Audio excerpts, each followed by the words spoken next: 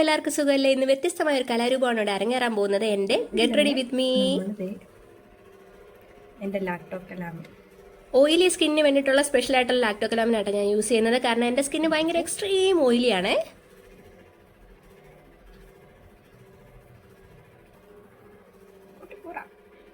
അങ്ങനെ സ്പെഷ്യലായിട്ട് പൗഡറൊന്നുമില്ല, ഏതെങ്കിലും കൈ കിട്ടുന്ന ഒരു ആൽക്കം പൗഡർ എടുത്തിടും. ഇന്ന് കുട്ടിക്കൂറയാണ് കൈ കിട്ടിയത്.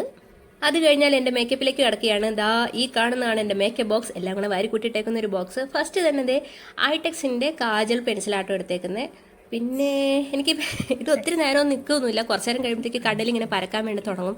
പക്ഷേ എന്നാലും വേണ്ടില്ല, ഇതാണ് ഏറ്റവും അഫോർഡബിൾ ആയിട്ട് കിട്ടുന്നത്. വേറെ ഒരെണ്ണം കൂടെ എൻ്റെ കയ്യിലുണ്ട്, പക്ഷേ അതിന് വലിയ കളറില്ല. അതുകൊണ്ട് ഞാൻ ഇതാണ് കൂടുതൽ യൂസ് ചെയ്യുന്നത്. കുറച്ച് നേരം കഴിഞ്ഞ് പോയാലും വേണ്ടില്ല, പോട്ടെ, കുറച്ച് നേരം നിൽക്കുമല്ലോ കണ്ണിൽ. ബെല്ല ഓസ്റ്റയുടെ മസ്കാരയാണ്. അതും ഇതുപോലെ എപ്പോഴും ഞാൻ യൂസ് ചെയ്ത് തുടങ്ങിയതാണ്. എനിക്ക് ഇഷ്ടപ്പെട്ടു എന്ന് വെച്ചാൽ കൊള്ളാം, വലിയ സെറ്റപ്പൊന്നും ഇല്ല. മസ്കാര ഇടണം എന്നുള്ളൊരു ആഗ്രഹം കൊണ്ട് ഇടുന്നു. പിന്നെ എൻ്റെ കുങ്കുമം തൊട്ടു, ഇതേ കമ്മലെടുത്തിട്ടു. ഞാൻ പകുതി റെഡിയായി. ഇനി കൊച്ചു എഴുന്നേറ്റിട്ട് വേണം ബാക്കി റെഡിയാവാൻ.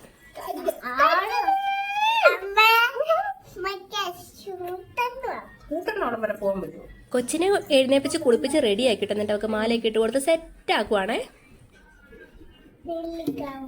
നെല്ലിക്കാവിലല്ല, നെല്ലിക്കാവാണോ?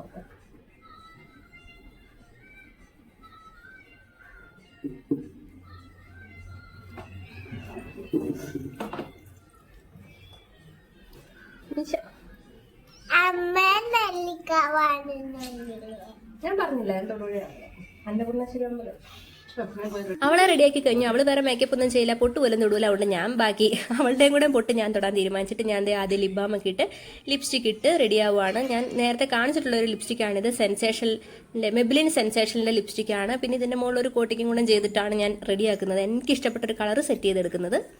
ഒരു കോട്ടിങ് കൂടി ഇടാനായിട്ട് ലാക്മിയുടെ ന്യൂഡ് ട്വിസ്റ്റ് 90 എന്ന് പറഞ്ഞിട്ടുള്ളതാട്ടോ. അത് ഭയങ്കര ന്യൂഡ് ഷെയ്ഡാണ്, അടിപൊളിയാട്ടോ. അതും കൂടി ഇടാം. അത് ലോങ് ലാസ്റ്റിംഗ് ഒന്നും അല്ലാത്തതുകൊണ്ട് ഇതിൻ്റെ കൂടെ മിക്സ് ചെയ്തിടാനേ പറ്റുള്ളൂ. അത് കുറച്ച് നേരം നിൽക്കുള്ളൂ, അപ്പം തന്നെ മാഞ്ഞു പോകും.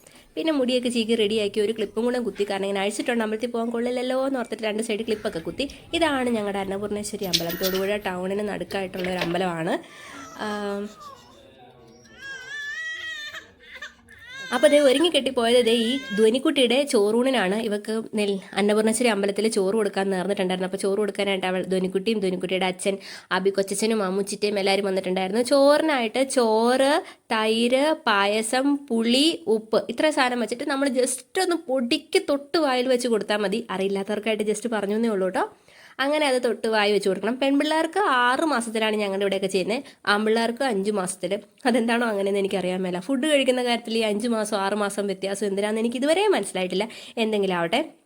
ഈ അന്നപൂർണേശ്വരി അമ്പലം ഇവിടെ അത്യാവശ്യം ഫേമസ് ആണ്. കാരണം നവഗ്രഹങ്ങളുള്ള അമ്പലം ഇവിടെ അടുത്ത് ഈ അന്നപൂർണേശ്വരി മാത്രമേ ഉള്ളൂ. വേറെ എവിടെയെങ്കിലും ഉണ്ടോ എന്ന് എനിക്കറിയാൻ മേല. പിന്നെ ഇവിടെ സ്പെഷ്യലായിട്ടൊരു വഴിപാടുള്ളതാണ് മുട്ടിറക്കലിനെ പറ്റി കേട്ടിട്ടുണ്ടോ എന്ന് എനിക്കറിയില്ല. മറ്റേ നമ്മളിവിടെ കാര്യങ്ങളൊക്കെ പറഞ്ഞ് തിരുമേനിയോട് സംസാരിച്ച് കഴിയുമ്പോൾ തിരുമേനി കുറച്ച് തേങ്ങയുടെ എണ്ണം പറയാണ്ട് നമ്മൾ ഓരോ ആഴ്ചയും പോയിട്ട് അത്രയും തേങ്ങ അവിടെ ഉടയ്ക്കണം. അങ്ങനെ പണ്ടെപ്പോഴും ഞങ്ങളും പോയിട്ടുണ്ടായിരുന്നു. പിന്നെ പരിപാടികൾ നിർത്തി. ഇപ്പോഴും ഇവിടെ ഉണ്ടെന്നാണ് തോന്നുന്നത്. കാരണം ഞാനിപ്പോൾ കുറച്ചായി ഇങ്ങോട്ട് വന്നിട്ട്. ഈ അമ്പലത്തിലേക്ക് വരുന്നത് വളരെ കുറവാണ്. എന്താണെന്ന് എനിക്കും അറിയാൻ മേല. പണ്ട് ഈ അമ്പലം ഉണ്ടല്ലോ, എൻ്റെ അമ്മയുടെ അമ്മ വീട്ടുകാരുടെ ആയിരുന്നു. തച്ചോഴിക്കാവിൽ നിന്നായിരുന്നു ഈ അമ്പലത്തിൻ്റെ പേര്. അവരുടെ വീട്ടുകാർ അങ്ങനെയായിരുന്നു. അപ്പോൾ അത് പണ്ടൊരു കുറ്റിക്കാടായിരുന്നു. കുറ്റിക്കാടിന് ഫ്രണ്ടിൽ ഒരു പ്രതിഷ്ഠ അത്രേ ഉണ്ടായിരുന്നുള്ളൂ. പിന്നെ ഈ അമ്പലം ദേവസ്വത്തിൻ്റെ ആയി. ഇപ്പം വലിയൊരു അമ്പലമായാലും എനിക്ക് ഭയങ്കര അതിശയം തോന്നുന്നു. എത്ര പെട്ടെന്നല്ലേ. പണ്ടൊരു കുറ്റിക്കാടിന് ചുറ്റും വലം വെച്ചോണ്ടിരുന്നൊക്കെ എനിക്കിപ്പോഴും ഓർമ്മയുണ്ട്. ഇവിടെ പൊങ്കാലയാട്ടോ ഇവിടെ ഏറ്റവും പ്രസിദ്ധമായിട്ടുള്ള പരിപാടി. അതാണ് ഇവിടുത്തെ ഉത്സവം എന്ന് പറയുന്നത്. പൊങ്കാലയാണ്, മാർച്ചിൽ ഉള്ള പൊങ്കാല. ധ്വനിക്കുട്ടീനെ ഞങ്ങൾ തുമ്പിക്കുട്ടി എന്ന് വിളിക്കും. തുമ്പിക്ക് ചോറൂണൊക്കെ കൊടുത്തു, ചോറൊക്കെ കൊടുത്തു, കൈയൊക്കെ കഴുകി. എന്നിട്ട് അവിടെ ഗുരുതി എനിക്ക് ഭയങ്കര ഇഷ്ടമാണ്. ഒന്നും പറയാനില്ലാത്ത ഗുരുതി. പായസം കുടിക്കണ പോലെ കുടിച്ചുകൊണ്ടിരിക്കാൻ വേണ്ടി തോന്നും ഗുരുതി. ഇത്രയും കുടിക്കാൻ പാടുണ്ടോയെന്ന് എനിക്കറിയില്ല, ചുണ്ണാമ്പ് വെള്ളം അല്ലേ ശരിക്കും പറഞ്ഞാൽ. എന്നാലും ഞാൻ പിന്നെയും കുടിച്ചു. എന്നിട്ട് ഞാനൊരു കുപ്പിയിലാക്കി വീട്ടിലേക്ക് കൊണ്ടുവന്നു. പ്രസാദം എടുക്കാൻ പോലും എനിക്ക് ഇത്ര ആക്രാന്തം ഇല്ലായിരുന്നു. ഗുരുതി എടുക്കാനായിരുന്നു എനിക്ക് ഇത്ര ആക്രാന്തം. നല്ല ടേസ്റ്റാട്ടോ, എന്നെ പറയണ്ടെന്നറിയില്ല.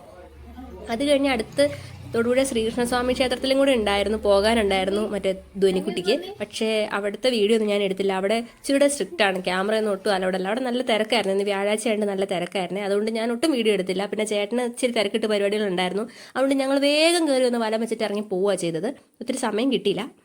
പിന്നെ ഈ അമ്പലത്തിന് എൻ്റെ ലൈഫുമായിട്ട് ഏറ്റവും പ്രധാനപ്പെട്ട ഒരു സംഭവം കൂടെ ഉണ്ട്. എൻ്റെ കല്യാണം നടന്നത് ഈ അമ്പലത്തിലാണ്. ഈ അമ്പലം എന്ന് പറഞ്ഞാൽ ഈ അമ്പലത്തിൻ്റെ ഓഡിറ്റോറിയത്തിൽ. അപ്പോഴത്തേക്ക് അമ്പലം അടച്ചായിരുന്നു. ഇതേ കാണുന്ന ശ്രീഭദ്ര അന്നപൂർണ്ണ ഓഡിറ്റോറിയത്തിലായിരുന്നു എൻ്റെ കല്യാണം നടന്നത്. അതുകൊണ്ട് എപ്പോഴും ഓർത്തിരിക്കണം. ഇതേ അടിപൊളി ഗ്രൗണ്ടൊക്കെ ഉണ്ട്, പാർക്കിംഗ് ഒക്കെ അടിപൊളിയാണ്. അപ്പോൾ ഇതേ എല്ലാവരും നിൽക്കണം. ഞങ്ങൾ പോവാണ്. Tata bye bye, see you, take care, by.